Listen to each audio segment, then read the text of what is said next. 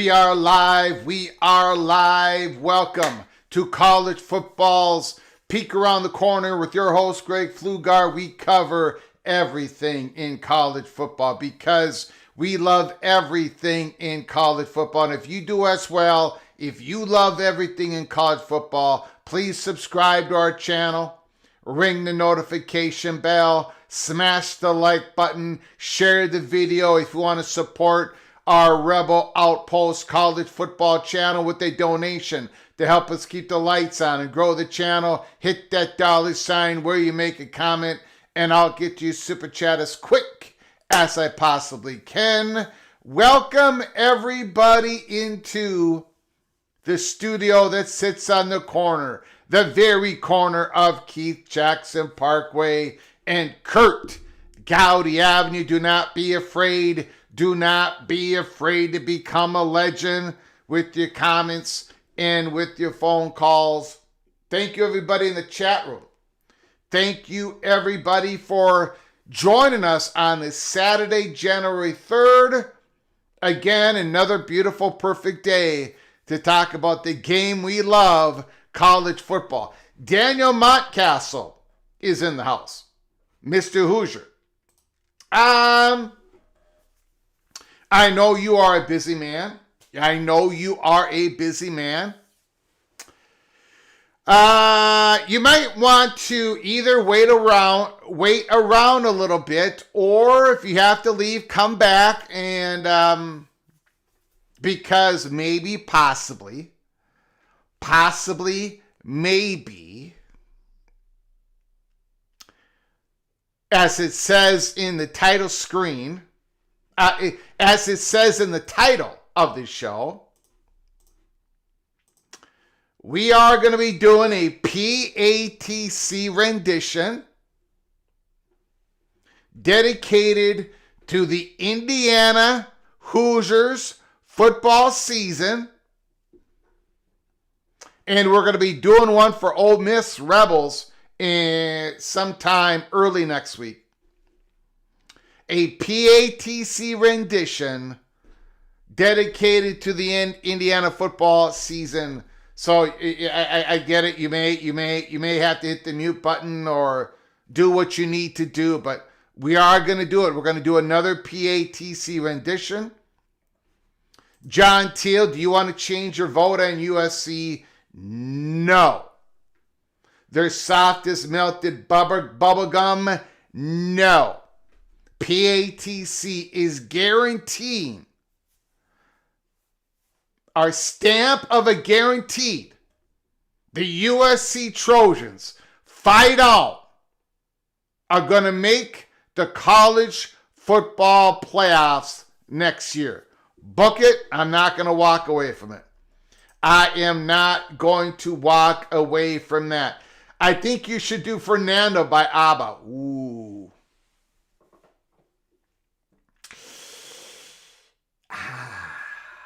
Shoot. I don't know if I can do two Indiana Hoosiers dedication songs. I got to do an Ole Miss. Man, I should have. That would have been a good one. I'll think about it, but I think that might be going over a little bit. That is a great. Now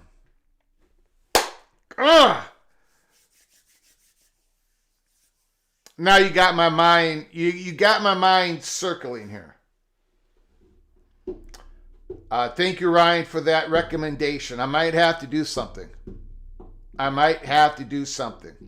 Don Scruggs, the Southeastern Conference is a joke. I'm moving to Canada to fall in love with curling.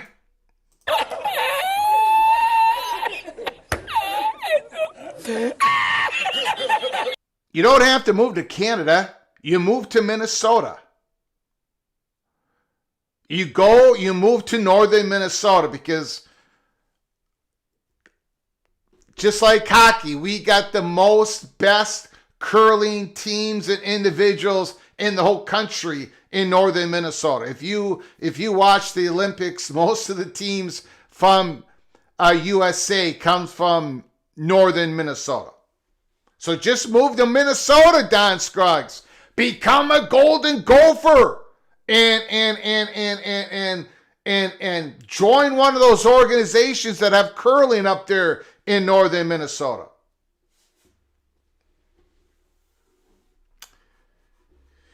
MBM, beer and curling is a great sport. ABBA is difficult to cover. Well, everything is difficult to cover for me. I'm going to screw it up just like I screw up every song out there. Portal season is brutal, Jared Jones.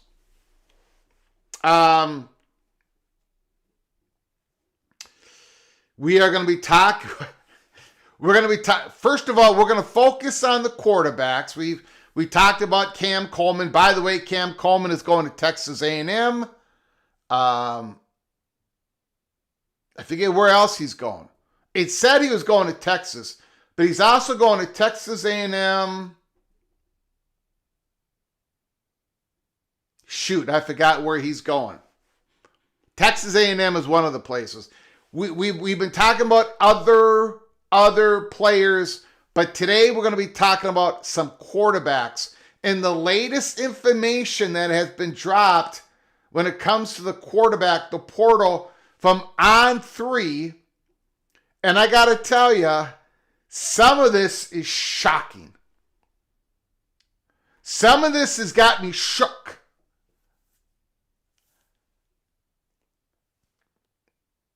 Florida State.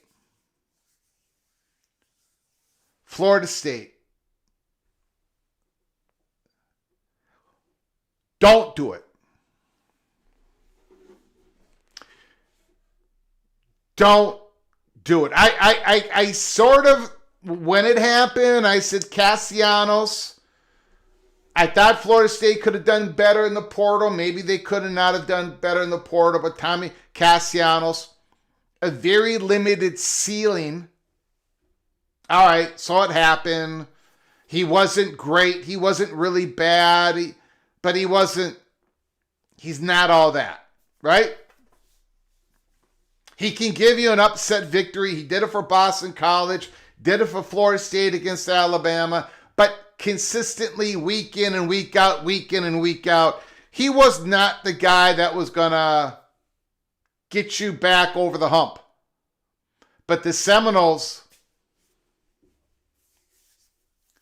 Mike Norvell, Gus Malzahn,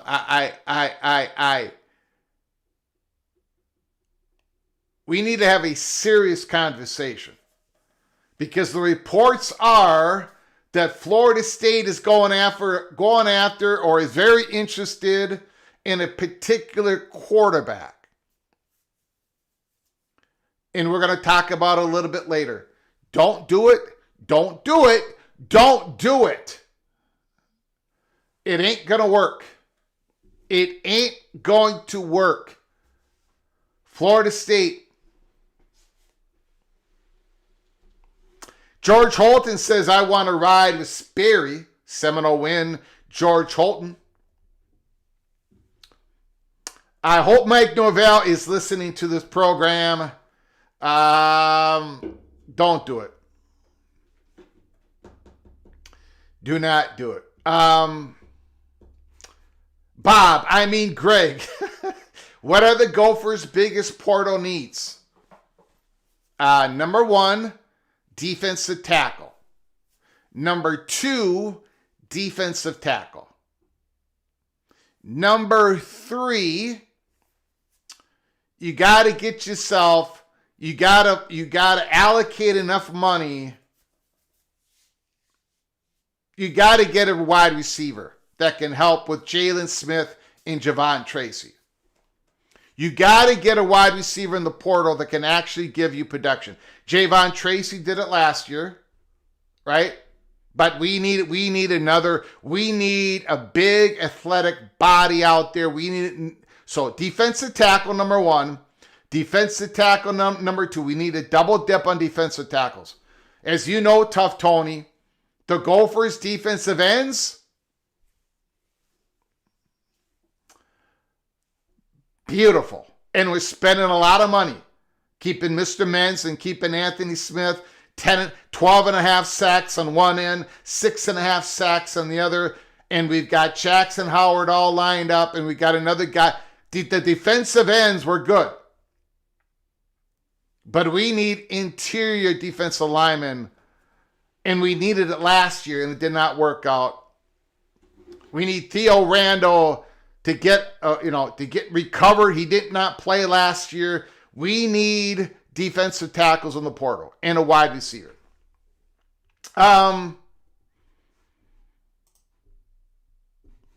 Is Coy in the portal? Boy, that's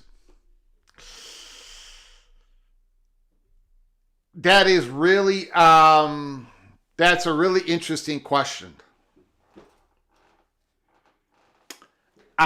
As of a couple hours ago, Coy Perch was still not formally in the portal, which doesn't make a whole lot of sense. The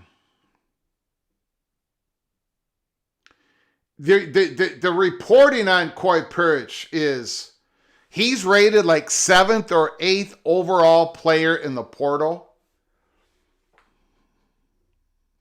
Okay. He was, as a freshman, he was sensational last year. So, I don't know. Mixed reporting on Ohio State Buckeyes' interest in Coy Perch. Wilt Fong and On3 are saying that Ohio State is not even targeting Perch. There is mixed reporting on Oregon. There is one rumored offered from the University of Oregon of up to $2 million for Coy Perch. So I don't know. But as of a couple hours ago, or Miami, as a couple of hours ago, he was not formally in the portal. I will tell you this. According to reports, Ryan Burns of Minnesota 247 and others, the Minnesota Golden Gophers are not expecting him back. And they've already are taking the money that they gave to him, which is well over $1 million, and they're going to spend it on defensive tackles. We don't need to spend it on safeties because we're very strong in that position. So the Gophers are moving on. I'm sure Coy Perch is moving on. But where he ends up, man, oh man, I don't know. I don't know if he's going to end up with Ohio State.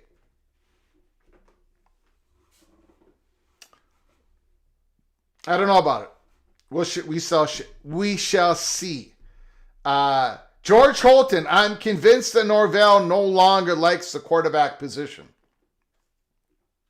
Man, we are going to be talking about it. Woo!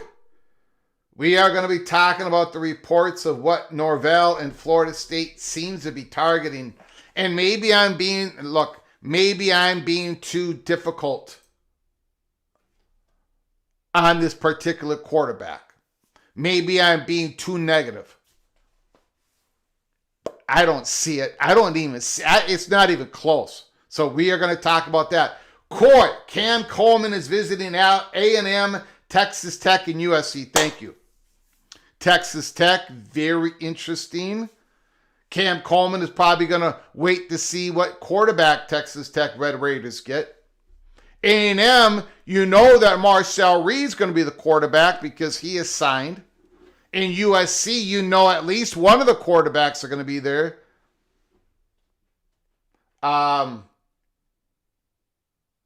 Yeah, so Cam Coleman, he is the number one guy, in my opinion, right now in the portal.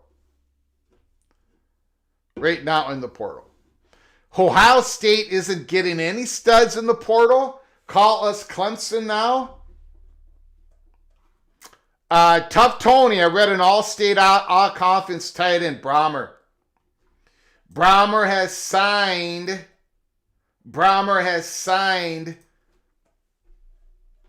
Benjamin Brahmer has committed to Penn State.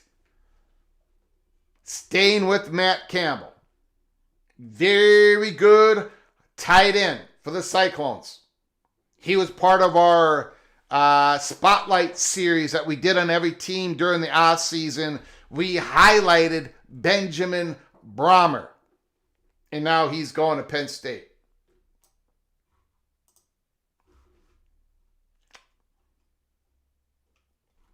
Christopher Hooter, portal with games ongoing. Who designed this system? Well, Christopher, Coy answered that question. ACC, Southeastern Conference in the Big 12. The Big 10 was against this. They did not want to have it at this time for the reasons you brought up. But the Big 10 was outvoted. In the new governance structure, if you have three conferences combine their votes, the other one's going to lose out. So the Big 10 lost out on that. Hopefully, now the Big 10's, what the Big 10 wanted to do did not solve the issues either. They wanted to have it in April. What we've got to do to solve the issues is, move the calendar, move the football season to early August, mid-August, move it up to where you have the championship game, the national championship game, get played on January 1st, and then the portal opens up the next day. That is basically the only... So the Big Ten did not have a solution either on this. Mesmeka just committed to the Cowboys. Wow. Going to be a little excitement in Stillwater this season. New coach, new quarterback, new running back. Oklahoma State Cowboys. New blood in that program. New blood in that program. OPD Don. So Florida State is going after the Gophers quarterback? Is that what I'm hearing? No. No, the Gophers quarterback is staying. Drake Lindsay. No, Opie. We're talking. Do you want to talk about it right now? Do we want to talk about it right now? Let's do it. All right, let's do it. On 3. Florida State has been in contact with Florida transfer quarterback DJ Legway. Now look, being in contact with DJ Legway is not really the same thing as the report is not DJ Legway is the number one target. He's potentially one of the candidates that they want to bring in and interview to flush out if he would be interested in playing in Tallahassee, and Florida State's going to be, trying to figure out if he is the guy that, the top guy that they can get. But I would say it would scare the hell out of me if I was a Seminole for Florida State to have contact with DJ Legway. I am not a believer in DJ Legway. I am not. I don't know where he's going to end up, but I am not. I watched enough. I defended the guy after his first year. 12 touchdowns, 9 interceptions, something like that. Okay, he struggled a little bit. It was his first year. Not a big deal. Maybe he was injured. He was definitely injured. Remember? He was hurt. He was injured. This second year,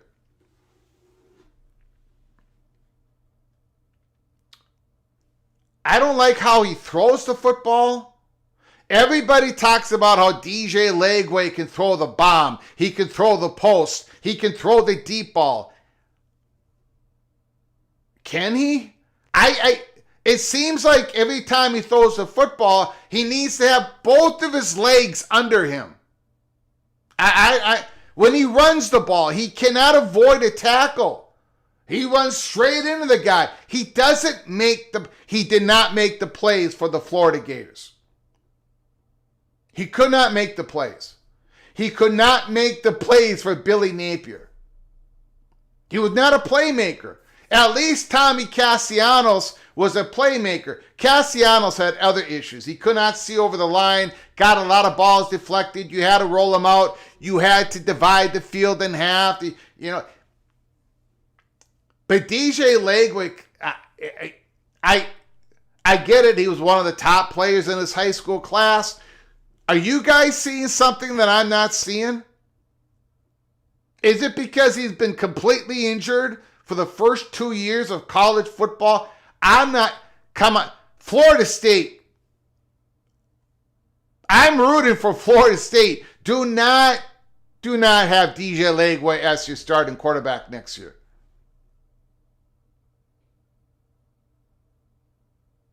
After Ugo Ungalale, you're going to bring in Legway. It doesn't make a whole lot of it. Don't do it. I've heard Legway's agent made the initial contact. Maybe that's true. And maybe this comes to nothing. And I'm going to congratulate the Seminoles if nothing happens. But just that report kind of shook me. Al Woody, Florida State needs a complete physical on Legway. You got to make sure that arm is okay. It looks like he has difficulty throwing the football. When I watched him last year, I try to check myself. I'm sitting there going, he's no good. He's no good. Well, wait a second, Greg. Come on. Florida State's, they had a good running game. They got a couple of good running backs, but maybe they didn't have the receivers. Dallas Wilson got injured. Eugene Wilson, good wide receiver, but never really became that superstar. Maybe this is not all DJ Lagway's fault. Maybe maybe he's a little, but I watched him. To me, everything he did, he struggled. And he doesn't look like a leader. He doesn't talk like, I'm sure he's a great guy. I hope for his success. But if he goes down to Tallahassee, where the Florida State Seminoles need to flip the script and get to 7-5, to get to 8-4, to get to 9-3. DJ Lagway, his first 2, he hasn't done it. And maybe it's all about having a complete physical, like Al Woody says. Maybe you got to make sure that everything is okay with them. I don't know. To me, it's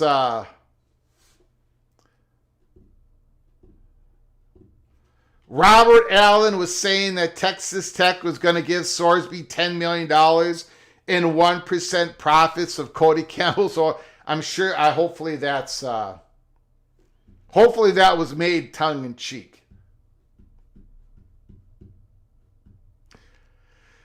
UNLV's quarterback is Florida State's top choice, but Lagway and Auburn's quarterback Daniels also visiting. Thank you, friends. Call me Sean. Smash that like button. Thank you, Jared Jones.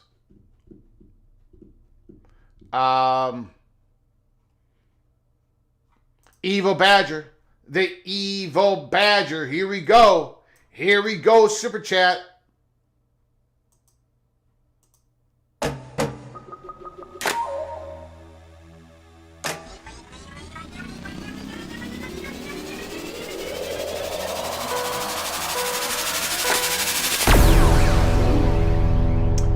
Craig, Wisconsin got their running back coach from Minnesota. Colton Joseph to Wisconsin. We're going to go through that right now. We're going to hit the quarterback portal drama right now, and that is one of the news items that we're going to hit. The running back coach, okay, I'm fine with that. Because who did the Minnesota Golden Gophers get for the new running back coach? The great, the legendary Mohamed Ibrahim. He's going to be the Gophers' new running back coach. So I'm good with this. I am good with this Evil Badger. I am good with the switch out. We are going to be talking about the quarterback portal here in a second. Numskull, thank you for the $5 holler, Evil Badger. I very much appreciate your generosity starting us off today. Thank you so very much.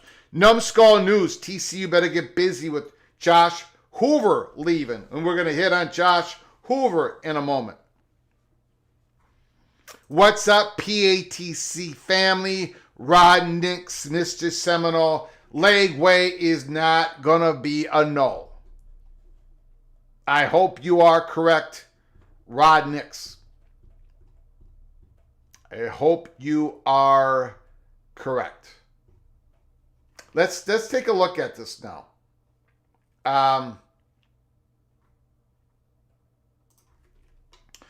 Transfer portal intel, according to On3.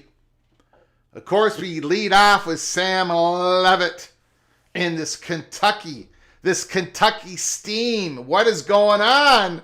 Sam Levitt, sources tell On3 that Sam Levitt is currently on a Kentucky visit. But the Wildcats are not the only school involved. Will Stein, remember the offensive coordinator who's done such a wonderful job for Oregon, is the new head coach of Kentucky, and he's trying to lure the highly skilled Sam Levitt into Kentucky.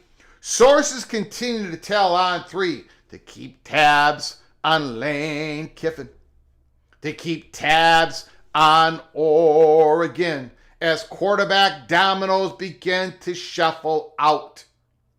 And Miami is eyeing a transfer quarterback and should not be forgotten in the Sam Levitt sweepstakes, sources have told on 3.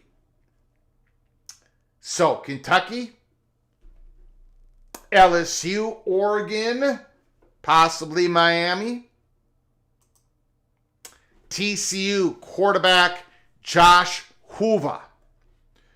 According to On 3, Pete Knuckles, sources continue to indicate that Indiana is the top team to beat in this recruitment, and this could go quickly toward the Hoosiers. So, do not be surprised if it happens this evening during our live show early tomorrow morning that we all see report Josh Hoover signs on to the Indiana Hoosiers. University of South Florida quarterback Byron Brown.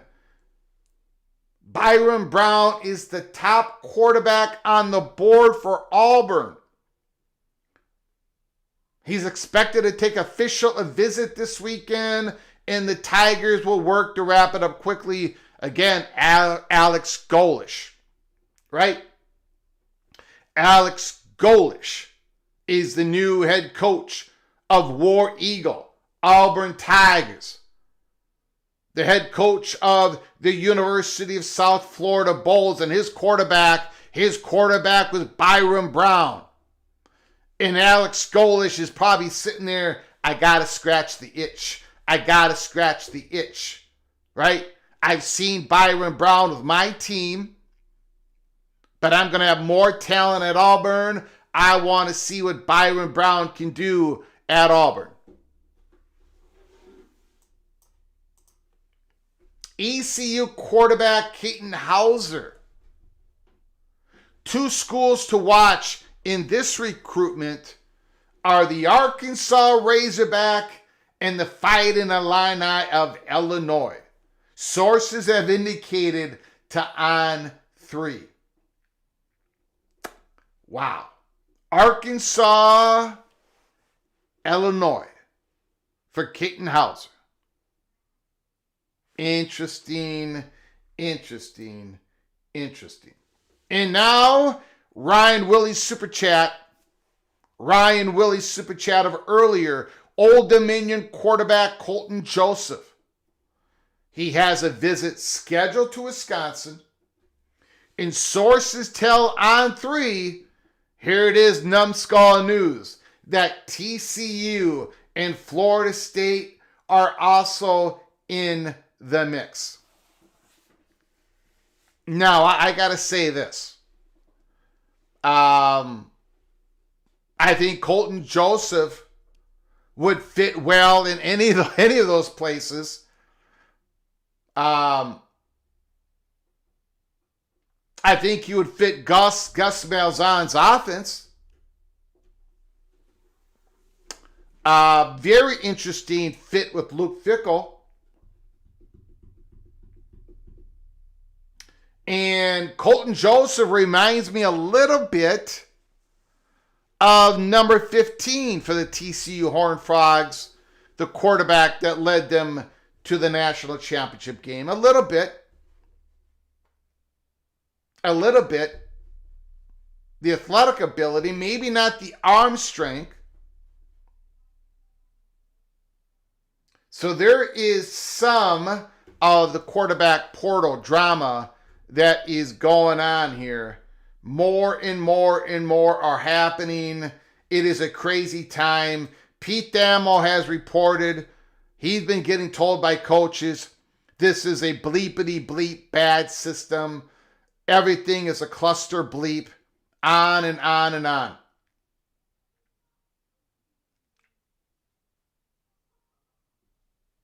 On and on and on. It is pretty rough. The New Life, Hoover, 65.9%, 3,400 yards, 29 touchdowns, 13 interceptions. quarterback rating of 153.4. Chad Morris, again, in the portal, going somewhere else, maybe going back to Clemson. Imagine if Trinidad Chambliss leads Ole Miss to a national championship, then becomes a free agent. What's his college price?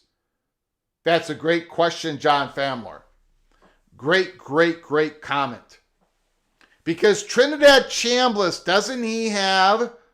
isn't he put in a waiver request for another year of eligibility? And he's probably going to get it. Remember, he was a D2 football player.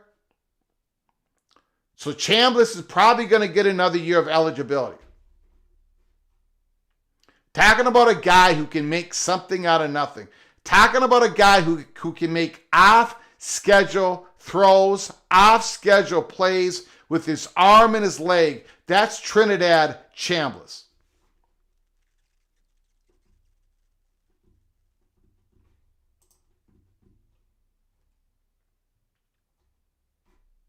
Still no DC hire at Southern California. Potential drama unfolding. Esbitox is in the house. Thanks for coming on in. Appreciate it. Exactly. He's going for a waiver for another year, or he'll sue for it. I think he's going to get it. Chambliss is dangerous. Yes, he is. Yes, he is, most indefinitely. Again, we're going to take a look at the pick six previews after the Wake Forest Mississippi State game, going through the records of the Power Four conferences of the last 2 years. And you take a look at that, and I've said, and I'm going to repeat it here. Look, the Big Ten 20-10, Big 12 8-9, SEC 12-16, ACC 10-15. And I made a comment, and I said it yesterday. I said it the day before. I thought that I should put it down on X. This is my thoughts on these bowl records. No single non-playoff bowl game results matters if you're using it to compare and judge conferences' strengths globally, in my opinion. No single non-playoff bowl game. But using all the results, dissecting if there are any trends developing, sure. All data becomes useful. There is an obvious trend here. But I warned the Big Ten last night. I'm going to warn them again during the offseason. Nothing is permanent. Not in this day and age of college football. Not in this day and age of college football. Nope. So, I just wanted to put that out there one more time. And before, now I want to have a little bit of a discussion on the Miami Ole Miss line of 3.5. The over-under of 51.5. Okay? I want to have a little bit of a conversation with you all on this. I want to have a little bit of a conversation on Oregon versus Indiana. The line is 4.5. It was 4. It's moved up to 4.5. A little bit of money got put on the Hoosiers in the last 24 hours. Okay? So I want to talk about, but before we talk about Oregon and Indiana, before we get to that point, once again, I completely understand all of your disappointments. A lot of you are going to be scurrying. A lot of you are going to be hitting the mute button. A lot of you are going to turn off your phone, your computer, whatever the device you are watching this Rebel Outpost College Football YouTube channel. I can completely understand if you got to leave right now but I got to scratch the creative college football itch. And right now, for your pain and or pleasure, the PATC Rendition, in dedication to the Indiana Hoosiers football team and what they've accomplished this year. What they have accomplished this year. Bradley Cooper's.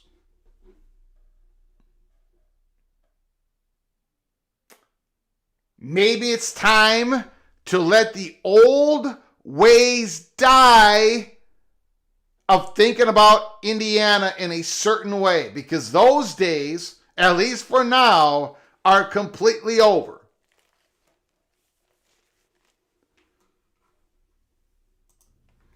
Maybe it's time to let the old ways die. Maybe it's time to let the old ways die. It takes a lot to change a man. Hell, it takes a lot to try. Maybe it's time to let the old ways die. Nobody knows what waits for the dead. Nobody knows what waits for the dead. Some folks just believe in the things they've heard and the things they've read. Nobody knows what waits for the dead. I'm glad I can't go back to where I came from. I'm glad those days are gone and gone for good.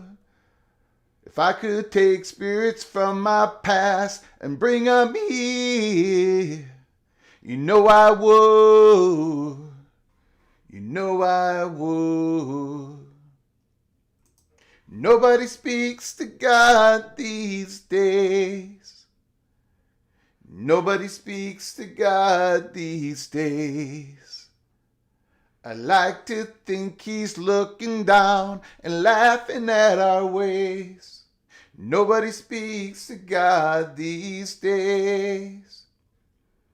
When I was a child, they tried to fool me. Said the worldly man was lost and hell was real. Well, I've seen hell in Reno in this world's old big old Catherine wheel, spinning still. Maybe it's time to let the old ways die. Maybe it's time to let the old ways die. It takes a lot to change your plans and a train to change your mind. Maybe it's time to let the old ways die. Or maybe it's time to let the old ways die.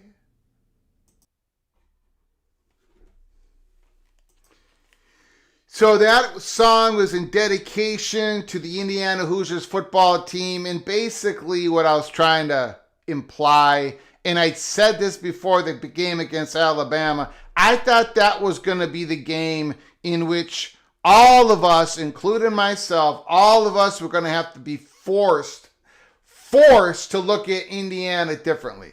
They're not a big brand football. They're a big brand basketball program, not a big brand football program. What they did last year, a lot of people scoffed at it. I did not at Peek Around the Corner.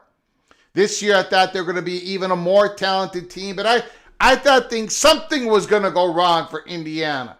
Some sort of injury, some sort of bad luck, but none of that happened either.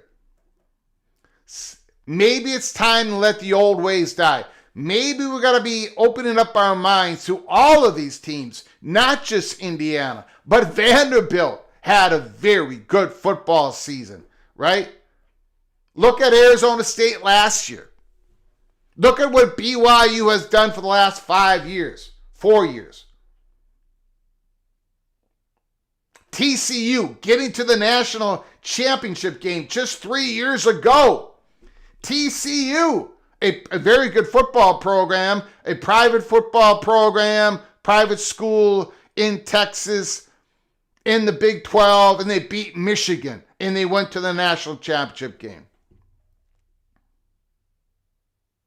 Maybe it's time to let the old ways die. Maybe, just maybe, Alabama's going to have another, someday soon, Alabama's going to be a big national threat to win it all. The Buckeyes, they're going to come back.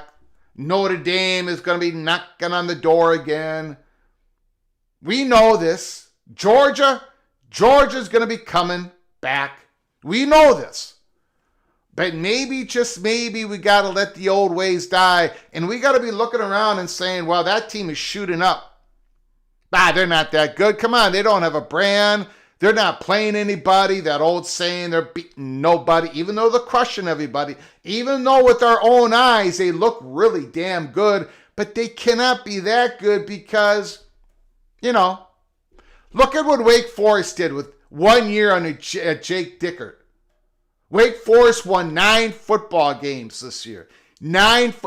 Who had Wake Forest Demon Deacons winning 9 football games this year? Who had them winning 9 football? So again, okay, you might say they didn't beat it. They played nobody. If you play good football week in, week out, and you're winning football games, you are achieving something. Look at the Red Raiders. The best football season in decades. They were absolutely brilliant. Maybe it's time to let the old ways die. That's why we had to do, we did not have to do the rendition, but once in a while I got to scratch my college football creative itch to the detriment of all of you guys. Thank you for listening to that, and let's continue on with the program. I think the natty game is going to be Indiana and Miami. I think that's probably the chalk at this time, right? OP said, I had Wake Forest winning 9 games, but then I woke up.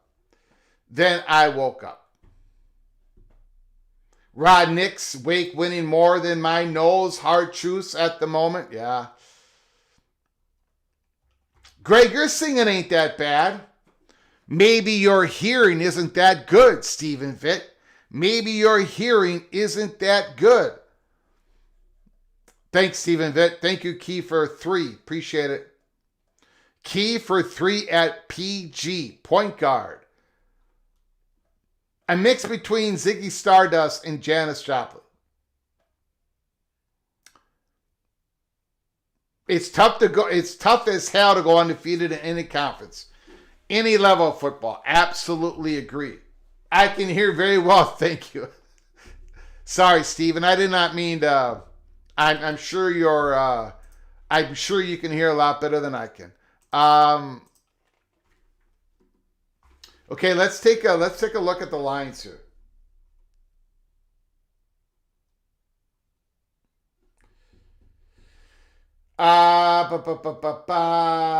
Miami, Ole Miss. Now, we're not making our predictions today. We're not making our selections today.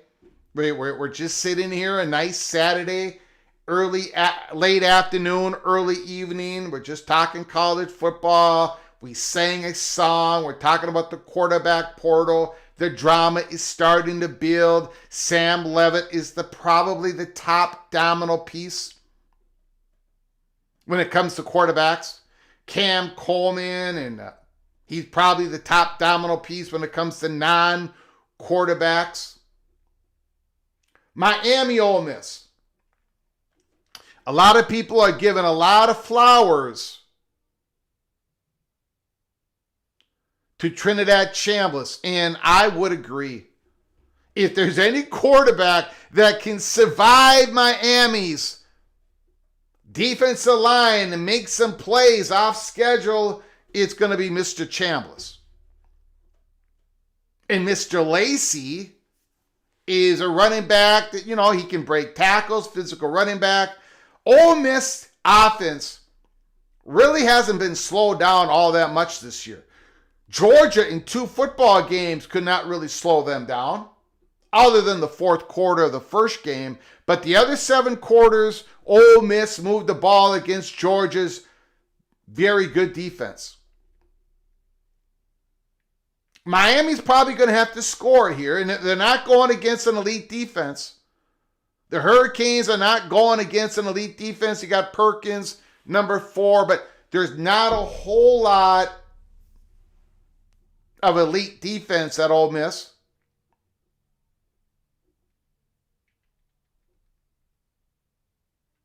So it's quite the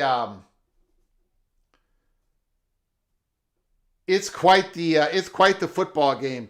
The storylines speak for themselves. Miami,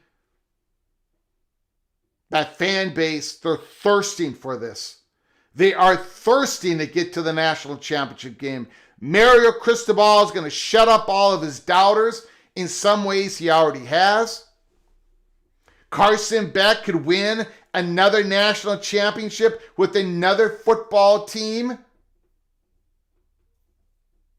Miami, which, look, Miami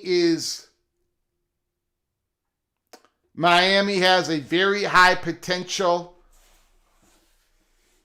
of getting into the Power 2, getting into the Big Ten. And then you've got Ole Miss. And the Ole Miss, if Ole Miss wins the national championship, or even if they don't at this point, there should be a movie made about this. What Ole Miss has to go through right now, with more of their coaching staff on the offensive side possibly leaving to go back to Baton Rouge. This is the storyline of the ages. If Ole Miss happens to win this whole thing. Now, of the 4 teams left, Vegas has Ole Miss as the longest shot to win it all.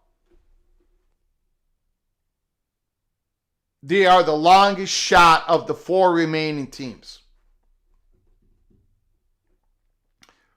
So there is a lot there. And again, if Miami wins, the ACC is going to have a representative in the college football championship game. And the Southeastern Conferences will be the 3rd year in a row they do not have a team in the conference, in the national championship game. National championship game. And then you've got Oregon and Indiana. Both these teams thirsting for a national. Indiana, a national champion contender. And Oregon, who's been building that football program for years. And this is their shot. This is their opportunity. They finally got a physical defense, and they've got a high, potent offense that is getting more healthier by the day. This is Oregon's shot right here, right now. But how are you going to beat Indiana? How are you going to beat Indiana? Oregon's got to figure it out. Dan Lanning's, how many times is Dan Lanning going to gamble against Kirk Cignetti in this football game? How many times is Dan Lanning going to gamble? How many times is he going to go for it on 4th down against Kirk Cignetti? How many times is Dan Lanning going to gamble and potentially give a short field to the Heisman winner, Fernando Mendoza? Is Dan Lanning going to have to dial it back a little bit? Is Dan Lanning going to get more conservative a little bit? What do the Oregon Duck fans want for him to do? And then, well, let's talk about it. Everybody praising Kirk Cignetti, and he should get all the praise in the world. What he has done has been historic, has absolutely historic. But does he come up short? And if he does come up short, again, it's still an incredible accomplishment for Indiana, Big Ten champions. But we're at the point ladies and gentlemen, that the expectations have been set so bleeping high because of the incredible success of Indiana over the last 2 years. If they come up a little bit short, what does that mean for the football program going forward? Maybe not a whole lot. But what if Indiana pulls it off? What if Indiana wins the national championship? What if Indiana goes and blows the doors off of Oregon in the rematch and blow the doors off of Miami or Ole Miss in the championship game? What does that do for Kirk Cignetti? What does that do for that football program? We're already hearing reports.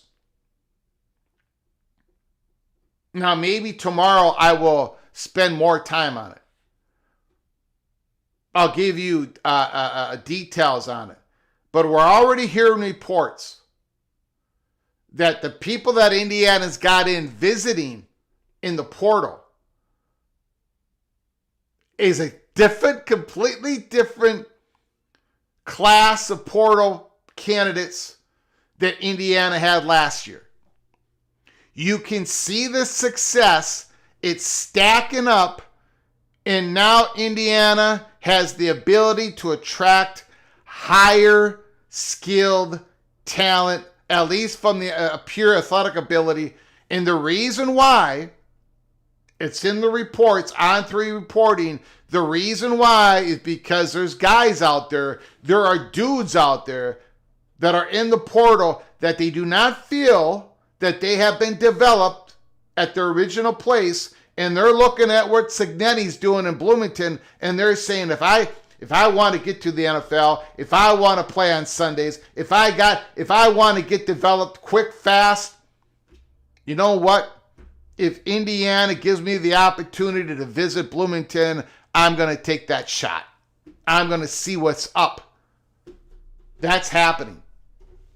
And if Kirk Cignetti, Mr. Talent Evaluator, is as accurate with the 4 stars and the 5 stars as he is with the 2 stars and the 3 stars and the FCS players, if he's as accurate with the elite as he is with the 3 stars, holy smokes.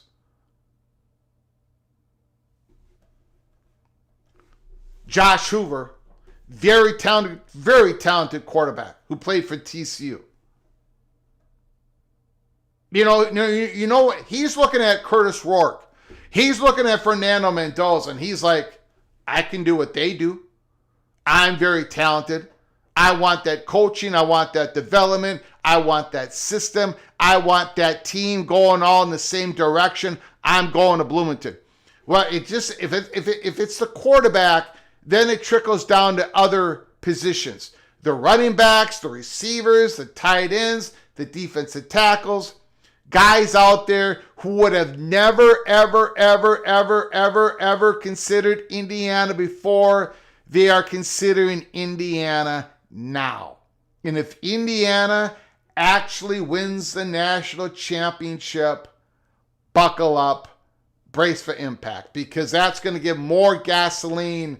Kirk Cignetti, all he has to do is light the match and let everything burn. Burn Hoosier red. BYU football, Josh Hoover's going to Indiana per 247 Sports. It's not just Sig, it's the staff at Indiana. Christopher Cross, sailing, takes me away to where I've always wanted to be. Studzilla, Indiana's here to stay. Greg is a fine singer, but the Grammy ain't a happening. All right, I just got to do a little bit more. I just got to do a little bit more vocalization, more singing practice. Do, re, mi, fa, sol, la, ti, do, ti, la, so, fa, mi, re, do. I just got to do more of that, and everything's going to fall into place. You could say Pacific Northwest. You could say that Indiana is vacuuming up Josh Hoover.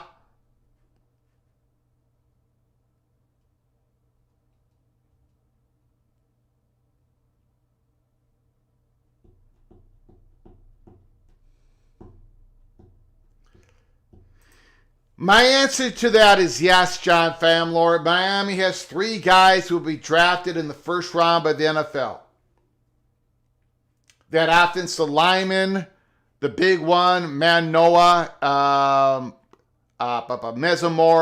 Mesidor, Ruben Bain, probably a few others.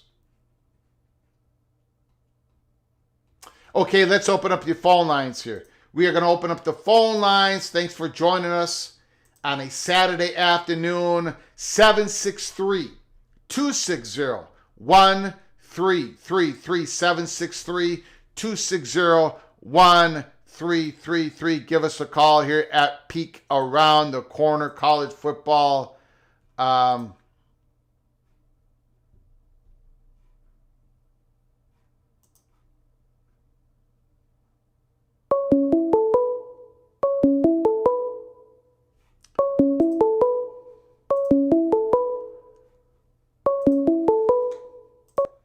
Call from Tristan 5. Tristan 5. Thanks for calling, sir. I do appreciate it. The floor is yours. Hey, Greg. Thanks for taking my call. Hey, listen, I wanted to talk about, you started swerving into a subject that I wanted to talk to you about before. Okay. I couldn't get in some earlier shows. But, we saw Georgia lose a close, tough game to Ole Miss. And what I wanted to point out, this is what I've been saying all along about Kirby. I love him. He's great. But, Greg, he cannot field an elite passing game. Yeah. And the contrast that I was actually going to point out, and you're talking about it this evening, is Indiana. Look at what Cignetti's been able to do. Mendoza's probably going to be the number 1 pick in the NFL draft. He won the Heisman. They have a legit shot here at winning the whole thing, right? It's on primetime stage. They got a great chance of winning the championship. They should be the odds-on favorite right now. And Greg, my point with Kirby is that if he could or would do the same thing at the quarterback spot that Indiana's doing, he'd have a better shot at winning titles. But he uses these guys they're good quarterbacks, Greg. I'm not knocking them, but they're not at the same level as Mendoza, right? You see what I'm saying, right? Well, I really like Gunnar Stockton. I'm not sure he is the problem. Well, you could look at this specific team and say that, hey, really, it was the defense, right? You could say they gave up a bunch of points in a lot of the games this year, and that was their problem against Ole Miss.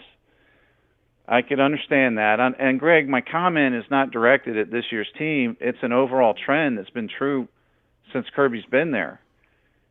When did Georgia put up a serious Heisman candidate? I don't think they ever have. When did Georgia put a quarterback into the first round of the NFL draft?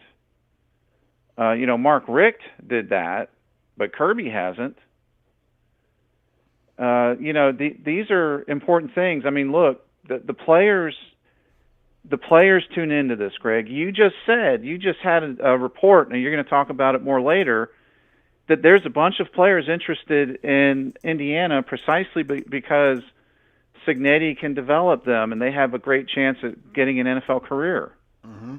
You don't see that from Georgia, not at the quarterback position. Justin Fields had to transfer out, and he had a really good career at Ohio State and became a high NFL pick. I know he hasn't done much in the NFL, but, players notice that. Stetson Bennett was a third-rounder. I think he's probably the highest. I think Jake Fromm was a third-rounder. They haven't had guys go in the first round or even the second, I don't think, under Kirby Smart. And he's had quite a large number of 4-star and 5-star quarterbacks in the program, but none of them have really kind of established themselves as a top-shelf talent that the NFL wants. So, to me, Kirby has peaked. Unless he's able to make the change philosophically and actually go out and recruit a guy like a Mendoza and have an offensive system in place, that can really utilize that skill set. Greg, that's one of the things missing from this Georgia offense is the ability to put the ball downfield and stretch the defense. Well, they definitely can't. I mean, again, I'll pick the low hanging fruit here. Zachariah Branch, that recruitment. I saw Zachariah Branch do the same thing he did with USC, because USC could not get him to run the correct routes, the route tree. So basically, they threw bubble screens, and he's very effective at it. But then he's got all this speed, but he can't stretch the field. And the same thing happened at Georgia. And again, like last year, I got a little upset with Kirby Smart because I thought they were incredibly successful at the quarterback, finding Gunnar Stockton, especially when he did not have any experience. But before him, finding running backs out of the backfield with Cash and other guys. But then he stopped doing that in a game that we were watching, and Georgia ended up losing. I don't like how he uses. I think Nate Frazier should be a superstar. I think he should be an absolute superstar. And he doesn't look like he can be one at Georgia because they really don't want him to be RB1 at Georgia. I don't get it. So there's some stuff I'm kind of, but again, we're nitpicking here because Georgia, again, they had a very successful season. SEC champions, a lot of talent. Just couldn't quite get it done against Ole Miss. And Greg, there's another component here that you may have talked about previously. I'm not sure if you did or not. But there does seem to be a structural problem, I think, with the 12 team. Now that we've got 2 years of experience with it, the 12-team playoff. Mm-hmm. Teams that get that first round bye, that's not really an advantage.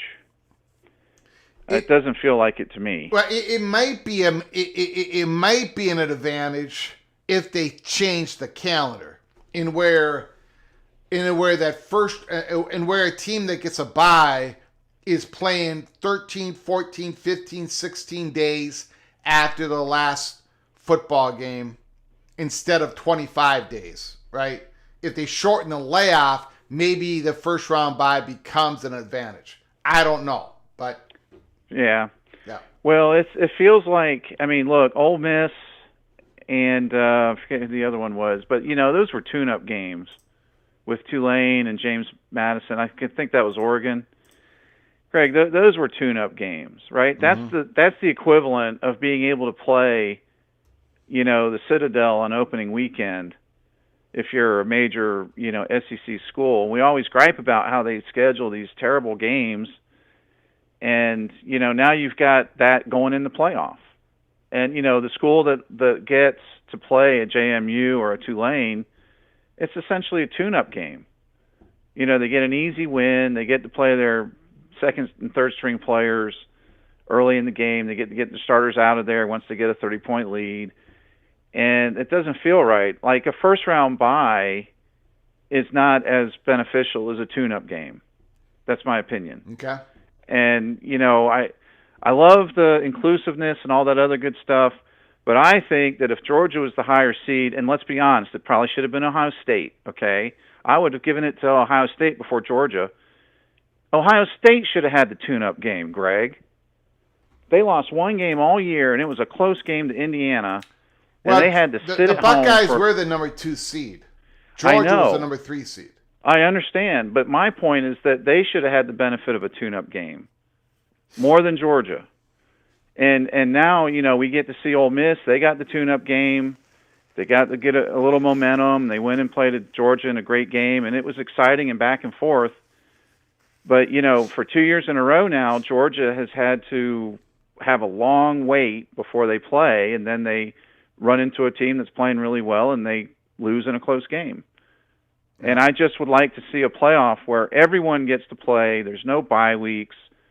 Let them all play. If you're going to have these JMUs and Tulane type teams, let them be played against by the highest ranked teams in the playoff. Okay. And that's a little bit of a gripe that I have because, Greg, what is it? 7 out of 8 now? Have lost. 7 of 8 teams that had the bye week have lost in the playoffs. in 2 years. Is that correct? Yeah. Yeah. Yeah, that's correct. Right. I don't know how serious the first season of this was because it wasn't straight seeding. But I understand your take. I do. It's something we got to Yeah. think about. And baseball had a similar problem, Greg. I know that's not the subject of your show, but Mm-hmm. when they changed the playoff format recently, like 4 years ago or 5 years ago, Greg, they had teams that won 100 games in the regular season getting out in the first round where they actually had to play, Mm-hmm. and not even making it farther than that. And it was pointed out that, hey, look, the layoff is hurting these teams as well. So I don't know. Sometimes I think a bye, when a team has momentum and they're playing well, a bye doesn't really serve them that well sometimes. Mm-hmm. And so it's a concern that I have with the current playoff format.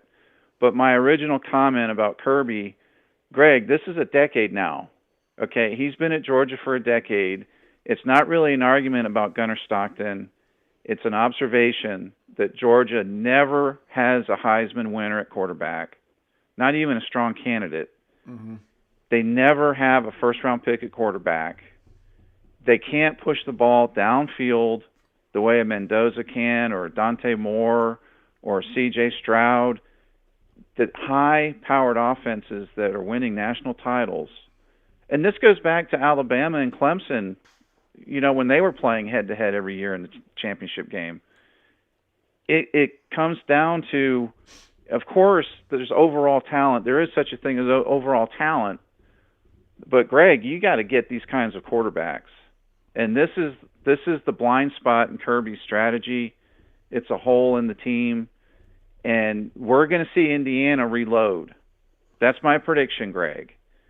We're going to see Indiana reload, and may not have as good a season next year. I wouldn't expect them to. Mm-hmm. But Georgia, they're struggling to improve what they've done recently. Like this feels like a ceiling. This is how they've ended their season for 3 years in a row. Mm-hmm. They can't win in a postseason game because the offense just couldn't crank it up. Or even the offense played well in this game, I'll grant you that, but they still couldn't make the plays when they needed to. And the quarterback that played better was Trinidad Chambliss. Right? So I'm just telling you, I love Kirby, but this is a hole and this is a blind spot in his strategy, and he's not going to be able to get past where he is right now unless he can unless he can figure out a way to do what Indiana's currently doing at the quarterback spot. Mm-hmm. And Greg, the same thing's going to follow with the receivers, right? It's not just the quarterback, it's the receivers. And look at how Ohio State reloads every year at receiver. Yeah. Georgia just can't do it. And as great as the program is, Greg, this is their ceiling. What we just have seen for the past 3 years, this is their ceiling. So that's all I wanted to say. I appreciate you letting me vent a little bit on no Kirby. Problem. No problem. All right, Greg. You got it, buddy. Keep up the good work. You got Bye-bye. it.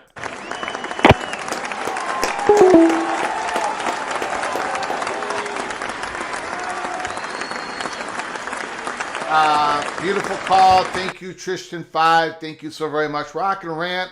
I'm going to laugh my bleep off if Florida State signs DJ wrong way. How much pain can one school impose on their own fan base? Yeah, we talked about it earlier in the program.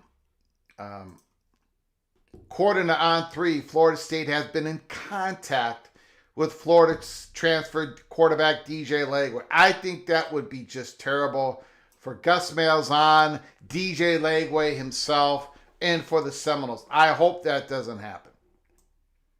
I was just shook looking at this report.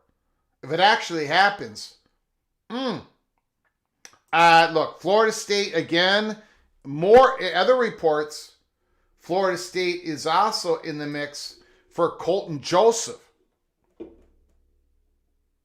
who would fit Gus Malzahn better. Colton Joseph. Also, Wisconsin and TCU are in the mix for the Old Dominion quarterback. By the way, we do have. I don't know if it's really breaking news, but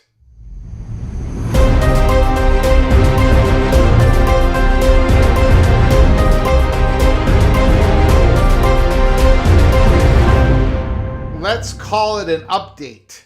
Let's call it a quarterback transfer portal top domino piece update. Kentucky right now is hosting Sam Leavitt. Okay, we know that. Sam Leavitt arrived late Friday and has had a good dialogue with Will Stein and the staff. As Pete Knackles reported, the Wildcats are a program surging in the Leavitt sweepstakes, and there is optimism around Lexington that they can land him. There's more to this update. Hold on, everybody. Buckle up, brace for impact, because the Sam Leavitt sweepstakes could affect another position that Kentucky is going for. So hold on. Sam Leavitt also has a keen eye on the Red Raiders, the Hurricanes, the Ducks. The Oregon native is also waiting to see what happens with the Ducks. In other words, with their starting quarterback, Dante Moore, is he going to go in the NFL draft or not? But in the meantime, Leavitt knows he's the number one on the board for the Kentucky Wildcats in Will Stein. He's in the top two for the other programs mentioned, but not the clear number one. So for Miami, Leavitt may be one, maybe two. He's the top two. Oregon, we don't know if Dante Moore is even leaving. But for Kentucky, Leavitt knows he is the guy. Okay? Coming into the season, Leavitt was one of the college football's top return quarterbacks after leading the Sun Devils to a Big 12 championship and college football playoff appearance. He completed nearly 62% of his passes. Okay. Injury-riddled 2025. But here is the update. Here is the breaking news. Another major Kentucky target. The Wildcats see former Texas receiver DeAndre Moore Jr. as a player that could be WR1 in this Kentucky offense next fall. He arrived around midnight, electing to visit Lexington instead of Ole Miss. He went to Lexington instead of Oxford. The buzz around Kentucky is that Ohio State, the Buckeyes, may be the biggest hurdle to land DeAndre Moore. Colorado is also in the top three. And here is the PATC money shot of this updated article in regards to DeAndre Moore, Sam Leavitt possibly connecting in Lexington, Kentucky. A source says DeAndre Moore seems to also be intrigued with playing with Leavitt in a Wildcats uniform as well. So, it could end up being Sam Leavitt and DeAndre Moore for the Wildcats. DeAndre Moore has one more year of eligibility, and basically Sam Leavitt has one more year. Across 2 seasons, DeAndre Moore caught 77 passes, 988 yards, 11 touchdowns.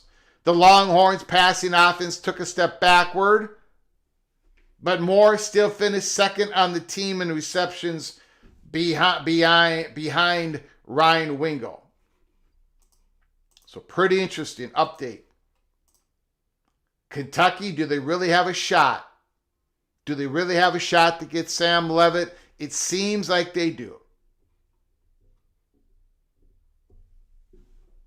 CJ Baxter is there as well. Thank you, Rod Nix. CJ Baxter, a former Longhorn running back who had an injury a couple of years ago. Buckeye Greg doesn't think that DeAndre Moore is going to end up in Kentucky. Well, he got there at midnight. We shall find out.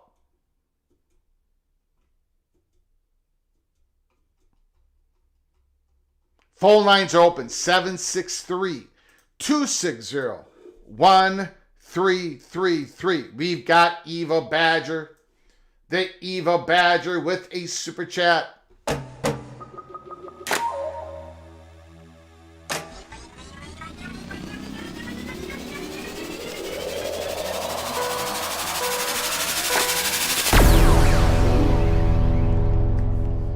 Thank you, Ryan Willie. I very much appreciate your incredible kindness. Thank you so very much.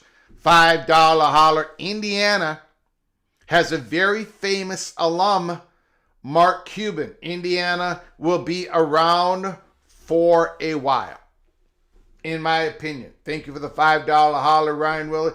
It takes some money, but it also takes talent evaluation.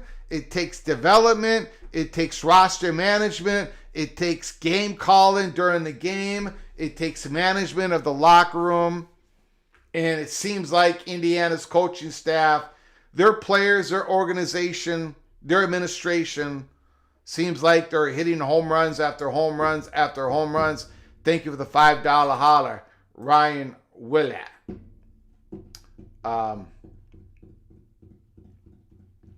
Phone lines are open. Let me see if there's any other break-in portal news out there. I know we had a question earlier. We've had a couple of questions on this. Let me see if I can find the comment. Yes, Rod Nix. Will Stein landed a stud linebacker prospect in Tavion Wallace. I saw that as well. Wallace's older brother, Trevon, shined in college with the Wildcats before hearing his name called in the third round of the NFL draft. So the family is obviously already very familiar with the scene in Lexington. Tavion Wallace chose all right, and then there's CJ Baxter. Yeah. A lot of Kentucky information going on there. Will Stein might be starting off pretty hot at Lexington, which again, maybe it's time to let the old ways die, right? We're going to have to take this serious. We're going to have to take it serious for now. I know we got a question. Hold on one second. I'm going to try to find some information. Hold on. It's going to take me a while to get there.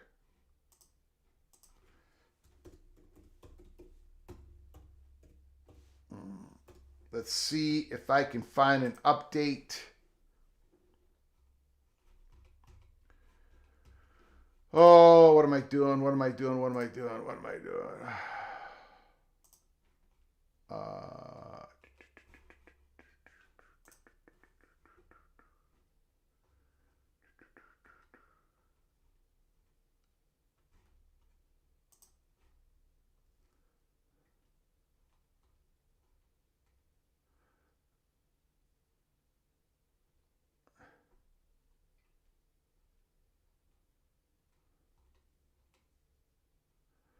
Um,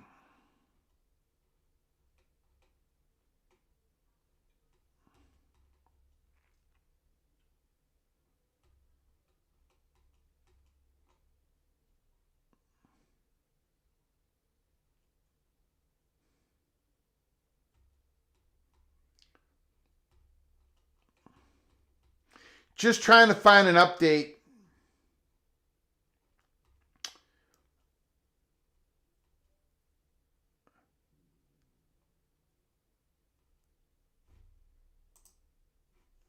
On Coy Perch. It doesn't, I'm not really getting anything other than what I had earlier today. Look, they're on 3. Whit Fong also said that the Buckeyes are really not targeting Coy Perch. So we shall see. Vandy may have fired up a new era in Kentucky as well. Can Trinidad Chambliss run away from the defenders and make plays like he's done can he do it for 2 more games? Did LSU land an edge rusher? They may have, but I haven't seen it come across my table. If somebody wants to give me a DM on it, I'll report it. Been a lot of Cyclone players moving to Penn State.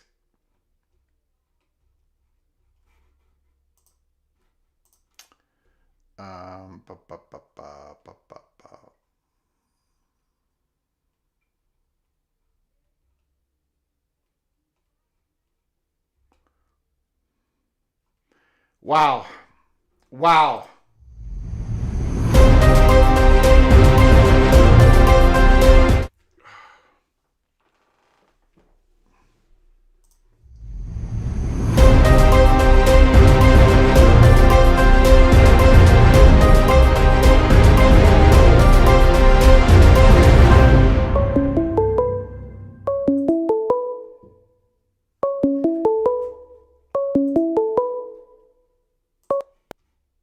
From Studzilla. Hey. What team are you a fan of again? Ohio State. Ohio State. Okay. Can you give me a moment? Yep, absolutely. We got breaking news here.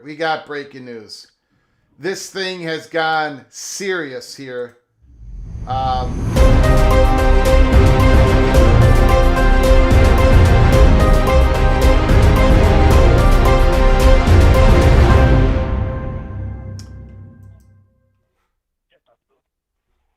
Pete Thamel of ESPN is reporting former Florida quarterback DJ Way is set to visit Florida State tomorrow.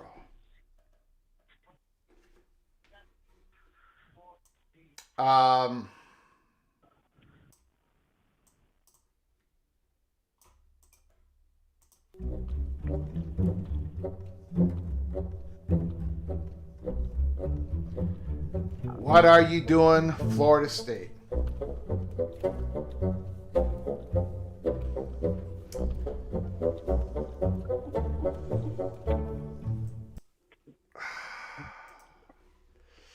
Studzilla, the floor is yours. Thanks for calling, sir. I do appreciate it. Just a few quick thoughts. The previous caller, something he pointed out that I kind of wanted to add on to is I feel like pre-portal, a lot of universities were known as linebacker U, tight end U, offensive lineman U. You know, like most schools had an identity of this school produces these 1 or 2 positions, and probably just about every school had at least one position where historically that hasn't really been a strength of theirs, producing those talents. Mm-hmm. So maybe that's just Georgia's, their weakness is quarterback. Yeah. Another quick little thought here. Alabama is 2-5 since the pandemic in playoffs and bowl games, and only one of those 2 wins is versus a non-SEC opponent, which was then G5 UC in the 2021 playoffs. Mm. And one final thing, 2020, if I remember correctly, is the year where Indiana first started to show some potential signs of success, and then it, of course, didn't work out their way, and now has the Cignetti there.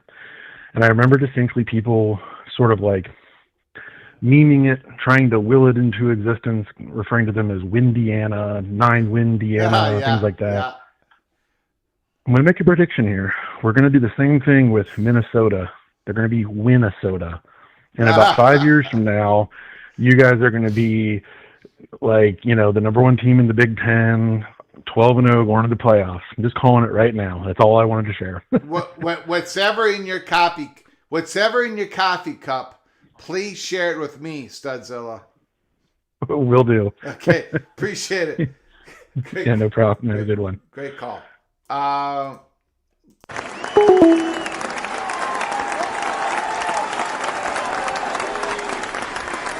Jason Spangler, you're going to have to listen more clearly here. It is breaking news because earlier it was Florida State has made contact with DJ Legway. The breaking news here is there's a visit now. DJ Legway is visiting Florida State. That's a big step. That means he might go there. Now, the UNLV quarterback is also visiting, but, good grief. It could be down to one of those two.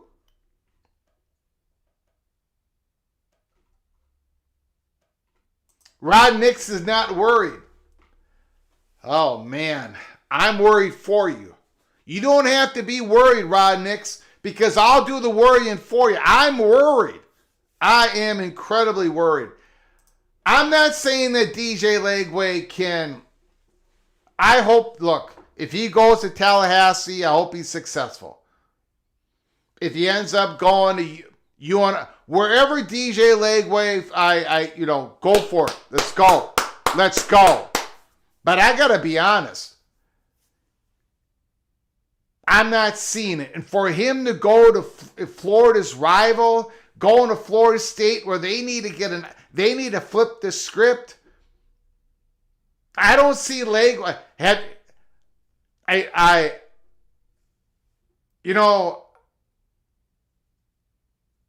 I don't want to do this. I do not want to do this. I'm going to be forced to do this. I guess I'm going to have to watch more highlights or lowlights of DJ Legway. I do not see it.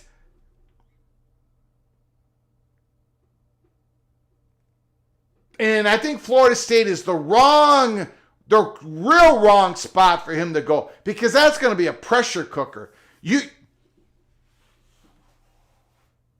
I don't see him, this whole thing about DJ Legway. Hold on a second. Hold on, everybody. Let me show you guys something. Give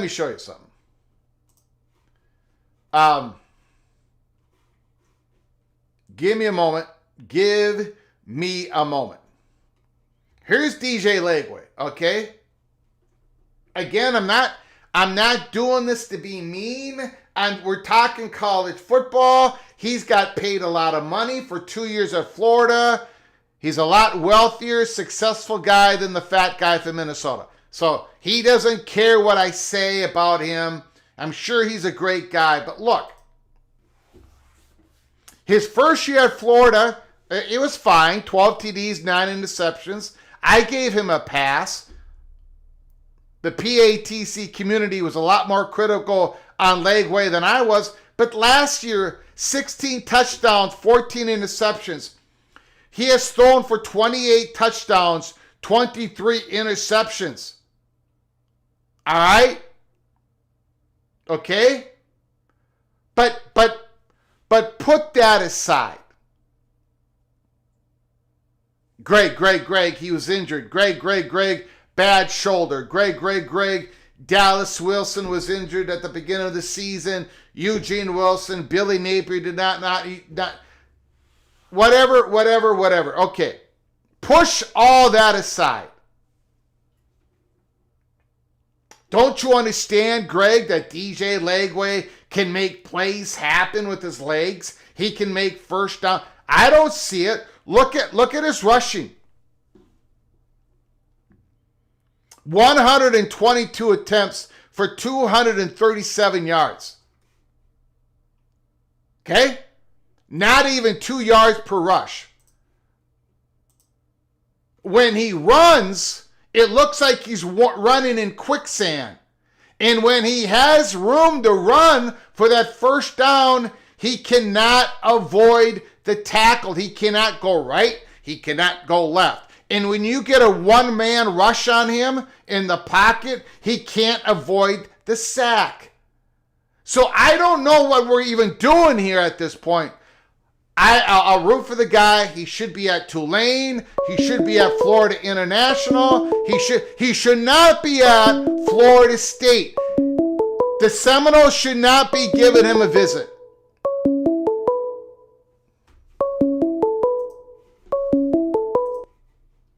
Call from Rod Nix. Okay, Rod Nix, thanks for calling. Talk me off the ledge. Talk me off the ledge, sir. The floor is yours. How you doing, my brother? Happy belated New Year. I'm doing good. How you doing, sir? Doing just great, but we're cool. We're cool. Okay? Everything's cool. They're just doing their due diligence. Excuse me for the cough. Okay? They're just doing their due diligence. Pete Thamel is just ruffling the feathers. Okay? He's ruffling the feathers. Okay? Both Calandra and Lagway are supposedly on their way to Tallahassee tomorrow. Got it. Okay? Here's why I'm optimistic that it's going to be Calandra, my friend. All right.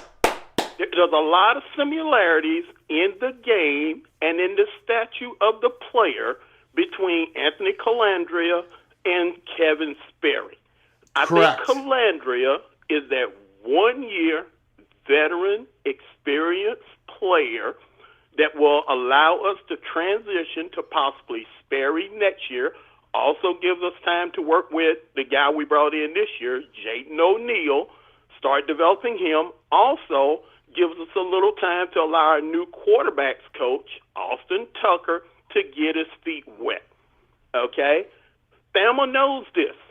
Okay? Like I said, he's reported that both quarterbacks are coming to Tallahassee, but what gets everybody worked up, what gets No Nation all fired up, what's going to get Jeff Cameron cussing on Monday morning again, is that DJ Lagway is getting attention. When behind the scenes, what is not being talked about is the surge in retaining a lot of the players that actually produced last year, coming back to the Noles in quiet fashion and aligning with some of the new coaches that we're bringing in. Deuce Robinson was a big retained guy for you. Yes, absolutely correct, sir. Absolutely. And this is why I think Calandra is the actual pick. Between the time he spent with Tony Elliott, I know it wasn't real. It was nothing that to get excited about at Virginia. But last year with Dan Mullen and that vertical game, this kid is going to be. Think of what happened at North Texas with the Morris kid we just saw. I think we could see a similar situation in Tallahassee with Calandra. Okay? Calandria, to me, I kind of liked him at Virginia. Now, Virginia had nothing a couple of years ago. Absolutely. And he had to run for his life. He had to make everything happen. So it wasn't like he was a complete failure at Virginia. He was not. Absolutely, Greg. And if Herb Hand can pull magic out of a hat again, if he can, we already have two young guys that they're feeling good about. If he can build an average offensive line, similar to what we did last year with Tommy, okay, what's there to say that we can't get this thing going? And with a year more maturity and veteran presence back now on Tony White's defense, which we both feel very strongly about Tony White. We haven't thrown the towel in on Tony White. If we can get that experience back on defense and we can get a veteran presence on quarterback, we were 5-7 and played like beep, this past season. You can flip that with a veteran presence back at and Deuce Robinson. You can flip that with a stronger running game, a better offensive line, and bring along this young talent. So I'm not worried about it. Thamel can ruffle these feathers all he wants. They're doing their due diligence. When it's all said and done, my friend, I'm pretty confident I will be calling you back, and we'll say it's Calandra. All right. And I hope that happens. However, I'm going to go ahead and disagree with you on one part. Okay, brother. I agreed with everything you said I think your logic was sound. I happen to agree with you. But the Pete Thamel thing, I don't think, like, his sources are telling him he's got to report it. He's actually going to go visit. So I don't think this is a Pete Thamel. I don't think his motivations are trying to be harmful here. I think he's got to put out that information.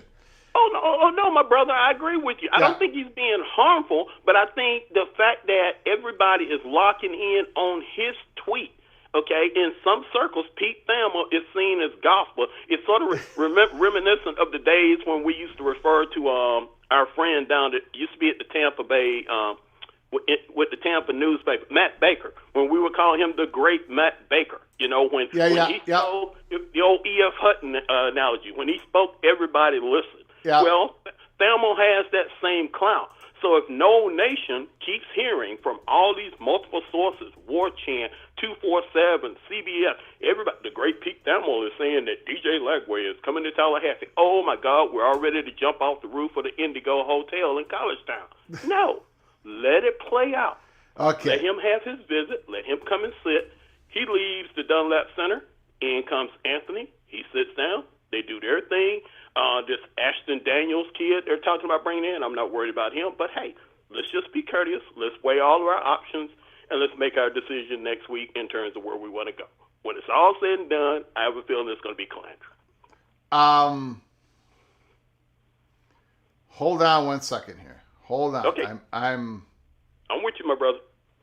Okay, so there is, according to On3,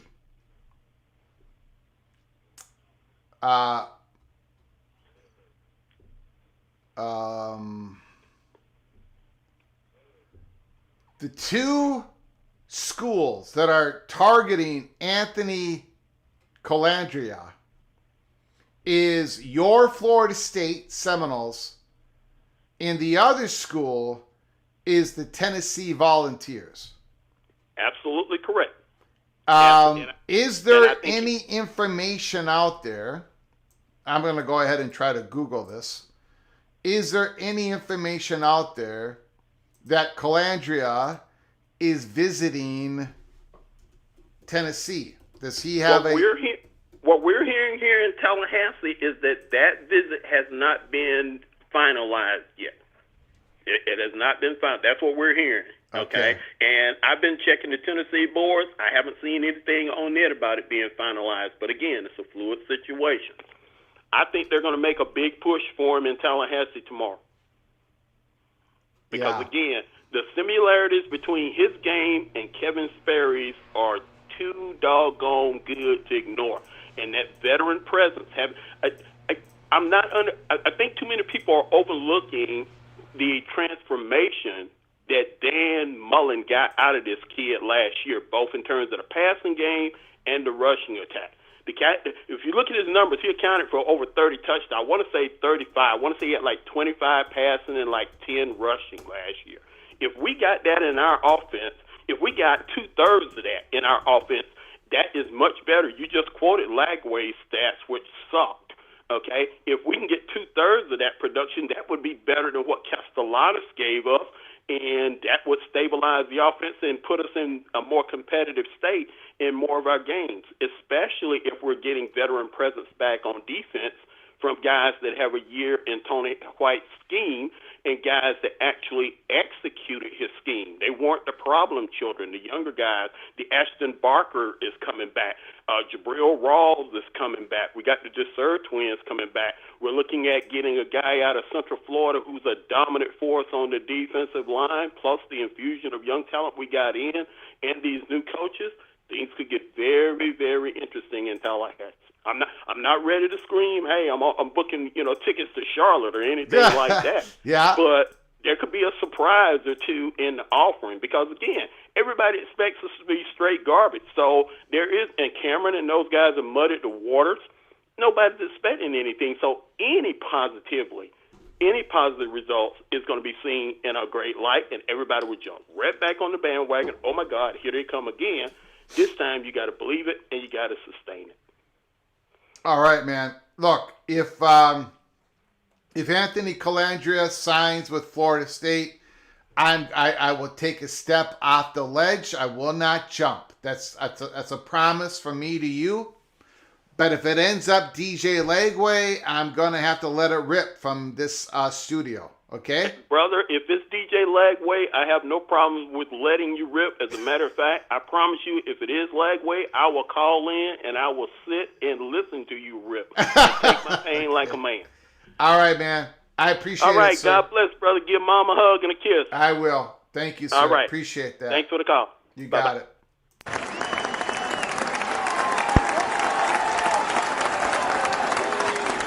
Beautiful call. Beautiful call.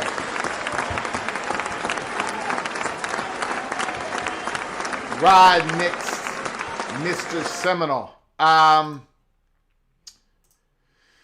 Woo, boy. La da da da da.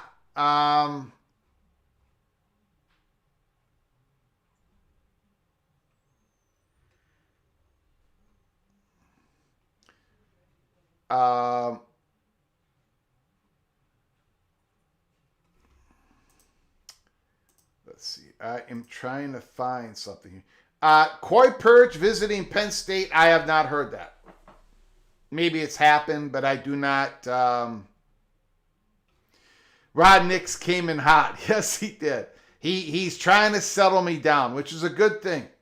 A lot of you could learn from that phone call. When you call in, basically your job has to push me away from the ledge.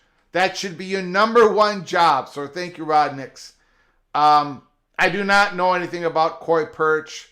The only thing I know is he wasn't formally even in the portal as of 2 o'clock this afternoon.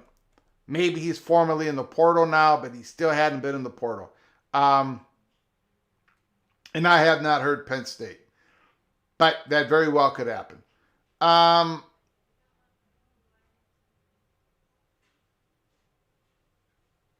there's another comment here.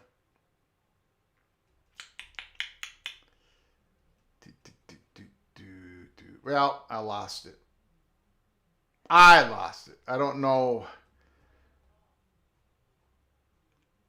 All right, guys. Look, I want to thank Evil Badger for his donation. I do appreciate it. Helping us keep the lights on. We've been on the live for an hour and 47 minutes. I think we're going to close it down here at College Football. Peek around the corner. Keep your head on a swivel. Tomorrow, I think I'm going to be more active. We did not put out a video, an episode today. I got quite busy. But tomorrow, we're going to be more active. Keep your head on a swivel. If you want to become a member of our program, go to the description box below the video. Hit the link and become a member because we're going to be producing some early peak Cloak and Dagger episodes. We did a couple of days ago, episode 61. So if you are a member of our program, go into the library of episodes, go to episode 61 of Early Peak Cloak and Dagger. We did talk about it. Mr. Maker, Baker's man from North Texas to Stillwater, Oklahoma. Pretty exciting news for the Cowboys. All right, guys, I want to thank you all for joining us. Until next time, from all of us at College Football's Peek Around the Corner to all of you, please, you all take great care of each other. And as always, God, family,